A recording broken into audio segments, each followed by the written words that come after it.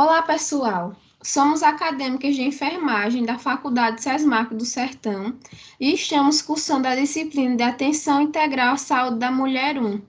Vamos realizar uma atividade chamada Tarde do Batom, que tem o objetivo de levar informação sobre a saúde da mulher à comunidade em geral. Nossa equipe ficou responsável pelos conceitos básicos da fisiologia do aparelho genital feminino, as definições atualizadas, fatores de risco, estatísticas atuais e o quadro clínico sobre o câncer de colo de útero, entre outros aspectos relacionados ao tema. Nossa equipe é composta por Ana Maria, Slaine Rayane, Jaciara Melo, Luzia Emanuele e Maiara Oliveira. Nessa imagem, podemos ver as 4 principais estruturas do sistema reprodutor feminino: ovários, tubas uterinas, útero e vagina. O útero é um órgão fibromuscular em forma de pera invertida, localizado na cavidade pélvica, recebe as tubas uterinas na região lateral e mais abaulada, e continua na parte inferior até alcançar a vagina, com a qual forma um ângulo de 90 graus. Assim como o corpo do útero, acha-se localizado no centro, formando o canal do colo do útero, ou canal cervical, que tem forma cilíndrica e comunica a cavidade endometrial com a vagina. O colo do útero tem comprimento variável entre 2,5 e 3 centímetros. As características anatômicas, funcionais, histológicas e patológicas tornam o colo do útero grande importância para a saúde da mulher. Pode passar o slide. O câncer de colo do útero, também chamado de cervical, é causado pela infecção persistente por alguns tipos, chamados oncogênicos, do papiloma vírus humano, o HPV. É um tumor que se desenvolve a partir de alterações no colo do útero, que se localiza no fundo da vagina. Essas alterações são chamadas de lesões percussoras. São totalmente curáveis na maioria das vezes e, se não tratadas, podem, após muitos anos, se transformar em câncer. Os 2 tipos principais de células que cobrem o colo do útero são as células espinocelulares, no ectocervix, e as células granulares, no endocérvix. O local onde esses 2 tipos de células se encontram é denominada zona de transição, e a maioria dos cânceres de colo de útero se origina nessa região. Pode passar o slide.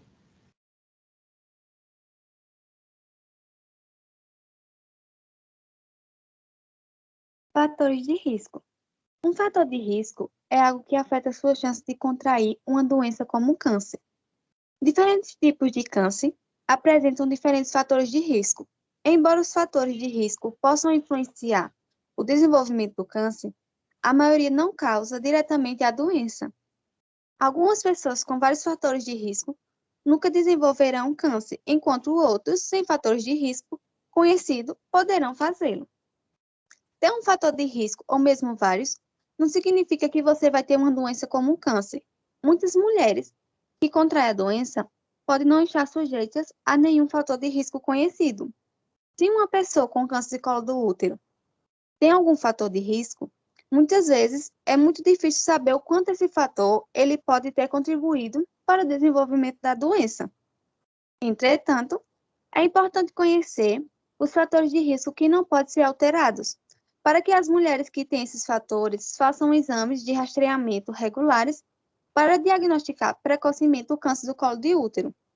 Fatores que podem aumentar o risco de uma mulher desenvolver o câncer do colo de útero são o HPV, que é um dos fatores mais importantes para o desenvolvimento do câncer, o histórico sexual. Vários fatores relacionados ao histórico sexual podem aumentar o risco de desenvolver o câncer do colo do útero. Esse risco está provavelmente relacionado ao aumento das chances da exposição ao HPV, como se torna sexualmente ativo antes dos 18 anos e ter muitos parceiros sexuais ou ainda ter um parceiro considerado de alto risco com a infecção do HPV. O tabagismo, Mulheres que fumam têm o dobro de probabilidade de desenvolver o câncer de colo do útero em relação àquelas que não fumam. Fumar expõe o corpo a muitos produtos químicos cancerígenos que afetam os órgãos, além dos pulmões. Essas substâncias prejudiciais são absorvidas pelos pulmões e transportadas pela corrente sanguínea por todo o corpo, além de que fumar torna as defesas do sistema imunológico menos eficazes no combate à infecção pelo HPV. A imunossupressão em mulheres portadoras do vírus imunodeficiência humana, HIV, uma lesão pré-cancerígena do colo do útero, pode evoluir para um câncer invasivo mais rápido do que o esperado. Pílulas anticoncepcionais. Existem evidências que fazem o uso do contraceptivos orais por um longo período de tempo. Aumenta o risco de desenvolver o câncer do colo do útero, mas esse risco tende a desaparecer depois de um tempo que as mulheres parem de fazer o uso dessa medicação. Entretanto, a questão se os benefícios do uso da pílula superam os riscos potenciais deve ser discutida entre a mulher e seu médico. A idade. Mulheres que tiveram a primeira gravidez com menos de 20 anos são mais propensas a ter o câncer de colo do útero do que as mulheres que engravidaram pela primeira vez após os 25 anos de idade. Pode passar.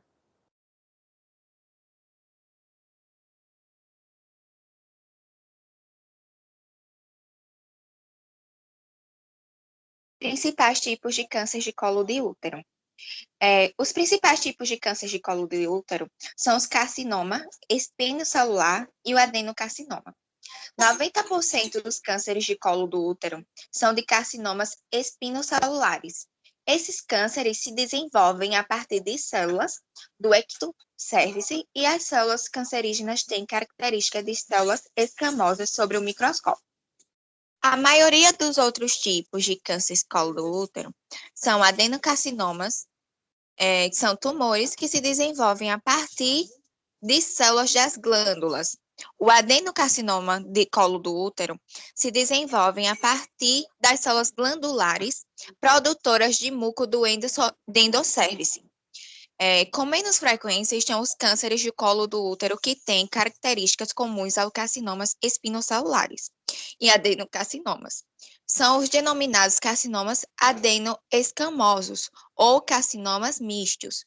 Embora quase todos os cânceres de colo de útero sejam carcinomas espinocelulares ou adenocarcinomas, outros tipos de cânceres também podem se desenvolver no colo do útero. Por exemplo, melanoma, sarcoma e linfoma, que ocorre mais frequentemente em outras partes do organismo. Pode passar.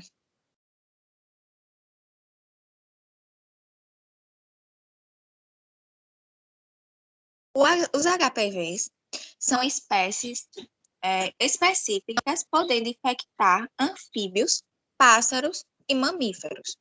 São epiteliotrópicos, causando proliferação epitelial em pele e mucosas. Em seres humanos, infectam conjuntivas, cavidade oral, laringe, árvore traqueobrônquica, esôfago, bexiga, ânus, canal anal e trato genital inferior. Localizam-se no núcleo das células do hospedeiro. Existem cerca de 200 tipos de HPV descritos, sendo aproximadamente 40 habitantes na região anogenital. Metade dos casos apresenta potencial oncogênico. Estes podem promover a transformação celular, desenvolvendo lesões precursoras ou mesmo câncer. Quando existe menos de 50% de semelhança do genoma entre tipos virais, define-se como sendo um novo tipo de HPV. Os HPV são divididos em dois grupos de acordo com o potencial oncogênico. Baixo risco, que são os tipos 6, 11, 40, 42, 43, 54, 61, 70, 72, 81, CP6, 108, os quais desenvolvem os condilomas e lesões de baixo grau. Os de alto risco são os tipos 16, 18, 31, 33, 35, 39, 45, 51, 52, 56, 58, 59, 68, 73 e 82. A infecção pelo HPV se dá por acesso do vírus à membrana basal do epitélio, por meio de microtraumas que ocorrem na relação sexual, ou entrada do mesmo na zona de transformação do colo uterino. Nos HPV de baixo risco, seu DNA se mantém na forma circular, sem ocorrer integração ao DNA celular, conhecida assim a forma epissomal. Ele se replica no interior do núcleo da célula hospedeira. Como o vírus depende da maquinária celular para se multiplicar, ele induz a duplicação celular, que começa a expressar a manifestação da infecção viral nas camadas mais superficiais do epitélio, e assim passa a liberar cada vez mais partículas virais no ambiente infectado. Já na infecção provocada por HPV de alto risco oncogênico, o genoma perde sua forma circular e se integra ao DNA da célula hospedeira. A partir daí, o vírus passa a se expressar suas oncoproteínas, sendo que a E6 inibirá a proteína supressora de tumor P53 e a E7 inibirá a PRB. Isto promoverá a imortalização celular. Como consequência, a depender da condição de cada indivíduo, ocorrerá o aparecimento das lesões precursoras, ou mesmo o câncer. A importância principal do HPV está na carcinogênese do colo uterino. Os tipos de alto risco oncogênico podem levar ao aparecimento das lesões de alto grau, as conhecidas neoplasias intraepiteliais cervicais, ou mesmo ao câncer de colo uterino, podendo ser o tipo espinocelular ou adenocarcinoma. Os HPV que mais estão relacionados com câncer são os tipos 16 e 18, presente em 70% dos carcinomas escamosos, seguidos pelo 31, 33, 45, 52 e 58, totalizando 89 dos cânceres epiteliais. Os HPV de baixo risco, em especial o 6 e o 11, são responsáveis pela manifestação dos condilomas acuminados em 90% das vezes. Estas lesões se manifestam principalmente na região vulvar, podendo ter tamanhos variáveis.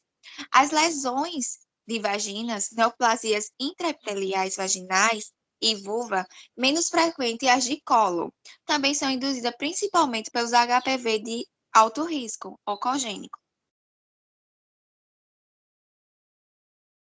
Pode passar. Com as estatísticas atuais, aproximadamente 570 mil casos novos por ano no mundo, o câncer de colo de útero é o quarto tipo de câncer mais comum entre as mulheres. Ele é responsável por 311 mil óbitos por ano, sendo a quarta causa mais frequente de morte por câncer em mulheres. No Brasil, em 2020, são esperados 16.710 casos novos, com um risco estimado de 15,38 casos a cada 100 mil mulheres, onde é a terceira localização primária de incidência e a quarta de mortalidade por câncer em mulheres no país. Na análise regional, o câncer de colo de útero é o primeiro mais incidente nas regiões norte, que a cada 26,24%, 100 mil pessoas têm câncer de colo, 100 mil mulheres têm câncer de colo de útero. Em segundo lugar, fica as regiões nordeste, com 16,10%. O centro-oeste, com 12,35%. Já na região sul, fica 12,60%, que ocupa a quarta posição. E na região sudeste, com 8,61%, que ocupa a quinta posição.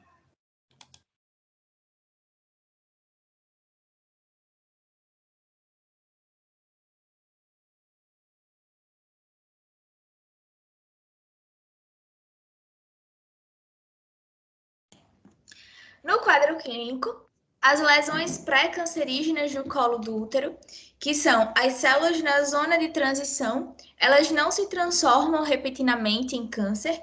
Primeiramente, as células normais do colo do útero, elas sofrem gradualmente alterações anormais, que são chamadas de lesões pré-cancerígenas. Já as neoplasias intraepiteliais do colo do útero são quando os pré-cânceres eles são identificados em laboratório e eles são classificados em uma escala que varia de 1 a 3, com base na quantidade de tecido anormal encontrado, que é o NIC1, que é a displasia leve ou cio de baixo grau, onde é pouco tecido para esse anormal e é considerado lesão pré-cancerígena menos grave do colo do útero. Já o NIC2 ou NIC3 é a displasia moderada grave ou lesão intraepitelial espinocelular de alto grau. Mais tecido aparece anormal. Lesões intraepiteliais espinocelulares de alto grau é a lesão pré-cancerígena mais grave. Embora o câncer de colo do útero se origine nas células com alteração pré-cancerígenas, apenas algumas mulheres com câncer de colo do útero desenvolverão a doença. Para a maioria das mulheres, as células pré-cancerígenas, elas desaparecem sem nenhum tratamento. Mas em algumas mulheres, os pré-cânceres eles se tornam invasivos. O estadiamento do câncer do colo do útero, ele é descrito com os aspectos do câncer como a localização, se disseminou, se está afetando as funções de outros órgãos do corpo. Conhecer o estado do tumor também ajuda na definição do tipo de tratamento e prever o prognóstico da paciente. E para determinar o estágio desse tumor após um diagnóstico de câncer de colo do útero, os médicos eles tentam responder as seguintes perguntas: qual o tamanho desse tumor? Se o tumor ele atingiu estruturas próximas, o tumor ele se espalhou para os linfonodos próximos ou para os outros órgãos. Então, e essas informações obtidas dos exames físicos de imagens, elas são usadas para determinar o tamanho do tumor, a sua extensão e se invadiu outros tecidos dentro e ao redor do colo do útero. Em etapas iniciais, o câncer microscópico ele permanece localizado no colo uterino e em sua evolução, caso ele não seja tratado, o tumor ele vai invadir os tecidos vizinhos, especialmente a parede vaginal e o ligamento que suspendem e sustentam o útero, podendo chegar à parede pélvica e também ao restante do útero. Em casos avançados, a neoplasia ela pode se estender à bexiga e o reto. E assim, os sinais e sintomas do câncer do colo uterino, eles irão depender da fase em que o tumor irá se encontrar. Já as lesões pré-cancerosas, que é as NICs, e os tumores invasores do colo uterino, nas fases iniciais, geralmente não apresentam sintomas. Assim, as mulheres não procuram um ginecologista e o tumor continua crescendo. Eventualmente, pode ocorrer corrimento ou sangramento espontâneo após a relação sexual. No entanto, a maioria dessas lesões, elas só serão descobertas por meio do exame Papa Nicolau, que é mais conhecido como citologia cervical, que é realizado frequentemente em todas as mulheres. Por isso, é importante ressaltar a importância da mulher estar fazendo seus exames regularmente. Os sinais e sintomas do câncer do colo do útero, as mulheres com lesões pré-cancerígenas ou câncer de colo do útero em estágio inicial, geralmente elas não apresentam sintomas. Os sintomas, geralmente, muitas das vezes, eles não começam até que a doença ela se torne invasiva ou acometa tecidos próximos. Quando isso acontece, os sintomas mais comuns são sangramento vaginal anormal, o sangramento menstrual mais prolongado do que o habitual, mais prolongado do que o seu ciclo, secreção vaginal incomum com um pouco de sangue, sangramento após a menopausa. Então, se essa mulher ela já entrou na menopausa e está sangrando, isso já é um sinal de alerta. O sangramento após a relação sexual, que não deve ocorrer, dor durante a relação sexual, dor na região pélvica. Em caso de doenças avançadas, os sinais e sintomas eles podem incluir o inchaço das pernas, problemas ao urinar ou evacuar e sangue na urina. Então, esses sinais e sintomas, eles também podem provocar por outras condições, além do câncer de colo do útero. E caso alguma mulher ela apresente algum desses sinais e sintomas suspeitos de câncer de colo do útero, devem ser consultadas por um ginecologista imediatamente, para que a causa ela seja diagnosticada e, se necessário, iniciar o tratamento imediatamente. E recomenda-se realizar o exame de Papa Nicolau, que é mais conhecido como citologia, regularmente a partir do início da atividade sexual. Essas foram as referências utilizadas para abordagem do nosso trabalho. E obrigada.